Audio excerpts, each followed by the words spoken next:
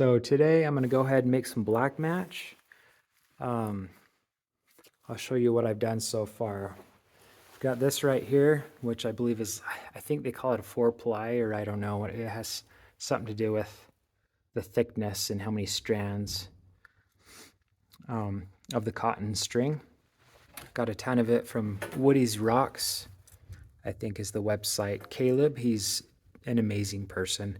I've reached out to him personally about a lot of questions, and he's been just a ton of help when it came to me learning how to do all this. But let me just show you. This right here it's an axe throwing board that I made, but I find that it works well for doing this as well. So I tied a knot right here, and it goes back and forth a lot. I don't know how many times, but so far I've gone back and forth, back and forth, back and forth. I've gotten up to here. And so what I'll do is I'll go back and forth again all the way to the bottom, and then I'll take it up one more time. And so essentially, I'll show you, but I'll have about 3 strands, either 3 or 4. I'll probably do 3 of this 4-ply cotton, and then it'll make more sense later. But I'm going to start with that, and we'll go from there. So this is where I'm at so far. If you look right here, it's kind of hard to see, but got 3 strand, each being 4, so it ends up being about 12. I think they call it ply again. I'm sorry, I should look it up. But it essentially goes to there, to there. So each one of these 1, 2, 3, 4, 1, 2, 3, 4, 5, 6, going all the way up, will be a separate black match. It's tied here, and it goes back and forth, back and forth, back and forth, and then it's tied right here. Now essentially what I'll do is I'll take it all back off and try to keep it from getting tangled, and then I'll show you the next step. Figured I'd show you this real fast just because I think it's just important to show the failures as it is to show the success. But so far we've got 3-ply, and it's gone very well. They should be even, not bunched up until you get to that. And it's kind of a mess. So my plan is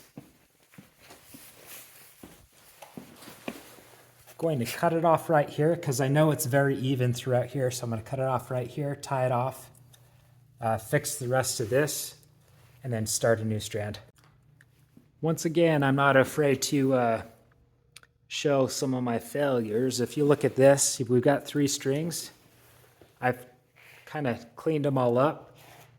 This one ends here. These other 2 go a little bit longer. And I think the reason is I put it around this. Next time, I think what I'll do is I'll put it around something that's the same diameter all the way around. I think some of the strands were going here and some here. It shouldn't matter too much in the end, I believe, but we'll find out. So now what I'm going to do is I'm going to cut this, make it flush, and start another strand. Whether I do it around, I may just continue to do it around this, but next time around I'd probably get maybe a paint can or something that does not slowly go up like this in a conical manner. And then the other issue that I ran into was when I was wrapping it. Gal, this is hard to do one-handed. When I was wrapping it, I would just wrap it around, which was tangling up the line. 20/20 hindsight, but next time around what I'll do is I'll spin. Because spinning isn't going to tangle the lines. It won't tangle the lines in, and it'll also, ideally we'd have 3 lines that are nice and close together like this in the black match. If it's gnarled up and twisted and stuff, it just doesn't work as good. So 20/20 hindsight, something I did wrong. I'm going to do it different next time. Go to the next step. So this is already working a million times better. If you look at this, it's 1 diameter, and I'm just slowly going like this so it doesn't tangle the thread. And then if you look at that right there, I went ahead and just put a screw into that. That way it doesn't keep falling off of that, and I can kind of control and keep it somewhat tight as I go. So I may do two separate ones. The one on the cone, we'll see how that turns out, and then we'll see how this one turns out. I think this one's gonna work a lot better. So this is where I'm at so far. If you look at this, I took it off and then I tied 1, 2, 3, several all the way around, just so that it holds its form. Now I'll do the same with this right here.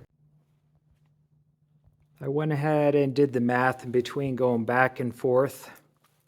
It's about 46 times that it went back and forth, and it's almost 4 feet from there to there. So I'll go ahead and do the math and figure out how many feet total that is. So I have this set up to roughly give me an idea on how much black powder I need. If you look at this, 160, we had 184. So it'll change it to how many grams of black powder I'm going to need. And dextrin, this is 10% right there. Thing is, this is 16 ply. I did 4812, so I'll times that number right there by 75% to give me roughly how much black powder I need. So I did the math on that, and it should be about 330 grams is what I would need. To me, that just seems like a ton. I don't want to have waste. I don't know. I went ahead and did 300, and then I added about 11 grams of dextrin, which is the binder. You know, that plus with the existing 2.5% dextrin. Pretty heavy on the dextrin. I typically don't put that much dextrin in, especially when it comes to making granulated black powder and stuff, because it weakens the burst. That being said, there's nothing more annoying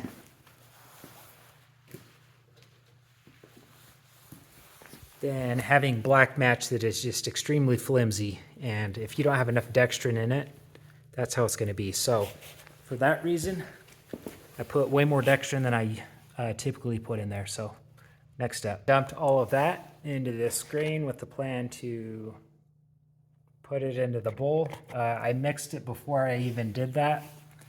That being said, I mixed it pretty thoroughly, and if you look at that right there, there's still dextrin that it's not mixed in, so that's why I put it through a screen. Next step. So now what I'll do is I'll go ahead and use isopropyl alcohol. This was 70%, but I mixed it with water to make it more of a 40% consistency. 40% isopropyl alcohol, 60% water. And this time, typically I just mix it up, throw it in there, but I've noticed that this, when it's dry, it soaks it up like crazy, and then it kind of messes with the consistency. This time what I'm going to do is I went ahead and soaked the cord first. I don't know if it'll work better. Maybe it won't work as good. I don't know. But I'm hoping that way I don't drop it in here and all of a sudden it soaks it all up and you end up with crusty black powder. So next step, I'll go ahead and mix this in. And I could do the math and stuff. I'm just going to eyeball it. So I've already put a good amount in. As you can see, it's still very chunky. I'm going to get it to more of like a creamy, I don't know, honey, maybe a little more runny than honey kind of a thing, consistency. So I'll keep working more. So again, if you look at that consistency, it's still, in my opinion, that's still a little bit too thick. I find that it soaks up the water really quick, and then it just doesn't mix well. That being said, this time around, I haven't done this before, but this time around I soaked that, so hopefully that won't be the case. I'm still going to add a little bit more.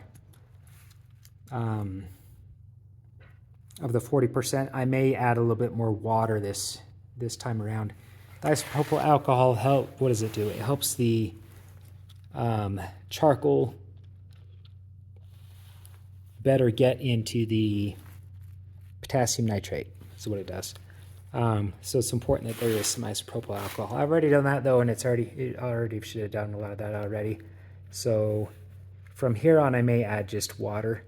Isopropyl alcohol also evaporates very quickly, so that's one downside to it. And an upside to adding a little more water is it'll give you more working time. So if you look at this consistency right here, that's about what I'm looking for. It's quite runny.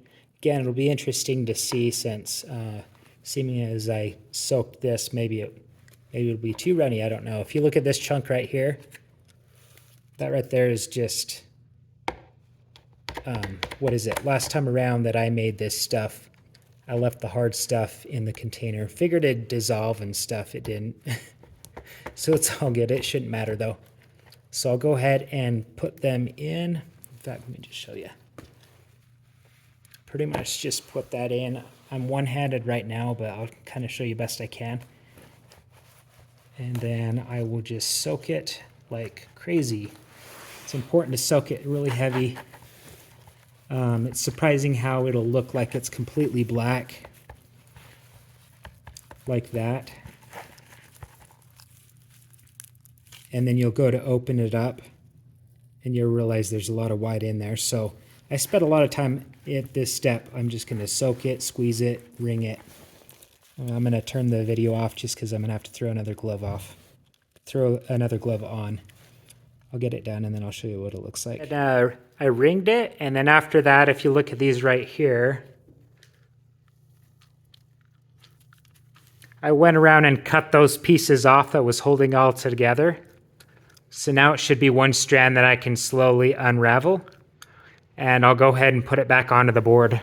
And hung it up, let it sit overnight. You'll notice that I'm missing some at the bottom. I'll show you that in just 1 minute. So this is the rest of it. It got really tangled up. Using the cone was just a nightmare. I think the biggest issue is the fact that rather than rotating it like this, I was just simply wrapping it around. And it tangled it. And so I found that using this worked much, much better. All of this stuff turned into a tangled mess, and all of that came off of the cone. So overall, it's pretty rigid. It's still not completely dry, but I'm surprised how rigid it is. I think a lot of that has to do with the fact that I use a lot of dextrin. This is some stuff that I made a while back, and you can just tell how soft it is. Also, I think it soaked up better by getting it wet prior to. I'll go ahead and do a burn test even though it's not completely dry. So again, I let it set up overnight. It's winter and it's cold outside, so it's not completely dry, but just want to see how it burns so far.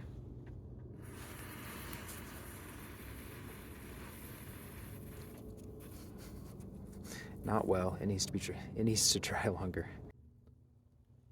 So it still needs to be dried, but it's very rigid. I tried to burn some, it just doesn't burn well. It needs to be dried longer. Although it's cold outside, I'm impatient, so I'm going to bring it inside and let it sit somewhere warm for a while. So I changed my mind. I went ahead and put it all into this tube. I'm going to have the hairdryer going kind of on a low setting. Put heat on it. I think it'll dry in an hour rather than having to wait another day.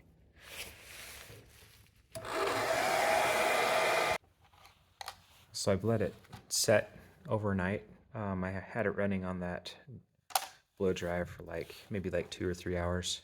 If you look at it now and how firm it is compared to some of my older stuff that just doesn't burn very well. So it ended up working very well. I'll go ahead and do a quick demonstration of what black match looks like when it's burning, as well as quick match. The only difference is I took this and put it down there. The only reason I taped it off is because it'll actually shoot out if I don't. So when I burn it, it being constrained within here will make it burn really quick and then should continue right there. So that's the only difference in quick match and black match, is actually taking black match and encasing it into something, and it makes it burn really quick. So here's the black match.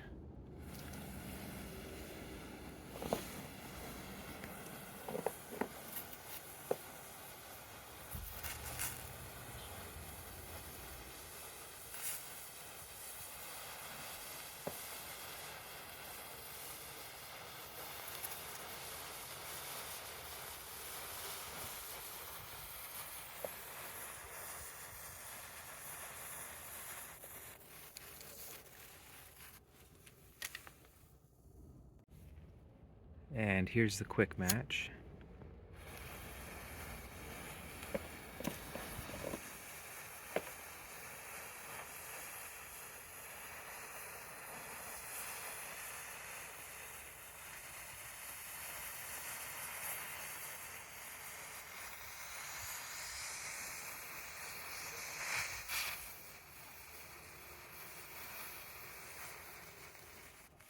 Which didn't burn the way it should have.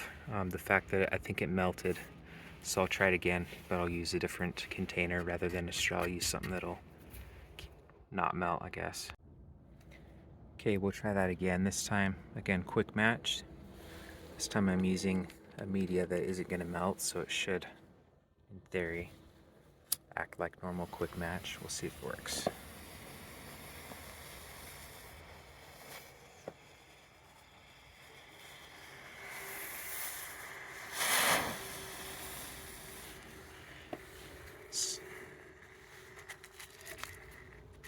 So it did for the most part. Usually it goes faster than that. The reason it didn't go as fast as it should is I believe it's still wet. So I will dry it longer and we'll see how it performs. So here's another attempt. I'm just not going to wait for it to dry. I'm too impatient. So I'm going to use some of my older stuff, which is actually kind of crappy. I'm going to light it on this side right here purposely, because if you look at this right here, we'll have to see if it goes out or not. It's so bendy that the black powder's falling out. So I'm purposely using the crappy side first. Once it gets to this, it'll zip really fast. And then it'll hit this, burn slow. And then I think what I'll do is I just took a bag of, I don't even know what this stuff is, but it's gray, so it must be some kind of a color composition. When I was making stars, it was left over. So it'll burn through, hit this, and then probably put off some kind of a color. I don't even know what color it is. You'll notice it also burns quicker than the stuff that I just showed you. Because this is dry, it'll burn a lot quicker. When my other stuff, this stuff right here, when it's completely dry, it'll actually burn quite a bit faster, and it'll also most definitely work as quick match. Because if you look at how black this is, you know, compared to this limp stuff right here, it's just got way more black powder in it. So this stuff, when it's dry, should work a lot better. I just want to get this video uploaded, so I'm not going to wait. I'm just going to go ahead and use some of my old crappy stuff and see how it burns. Alright, so we'll go ahead and light this again. It'll be interesting to see. It may even go out right here and then slowly reignite. I should say slow down. We'll have to see how it burns. But like I said, this is my old stuff. It just doesn't have enough black powder in it, so it doesn't burn very well. My new stuff will burn much, much better once it's dried. Maybe I'll bring it inside. But we'll go ahead and light this.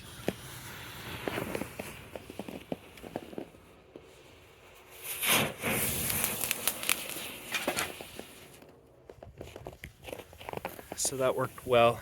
It burned and then it hit the encasing, and that's all it was black match encased, I should say, which speeds up the process of the burn, so it flies down and hits the color, what was that, pink or purple or something like that.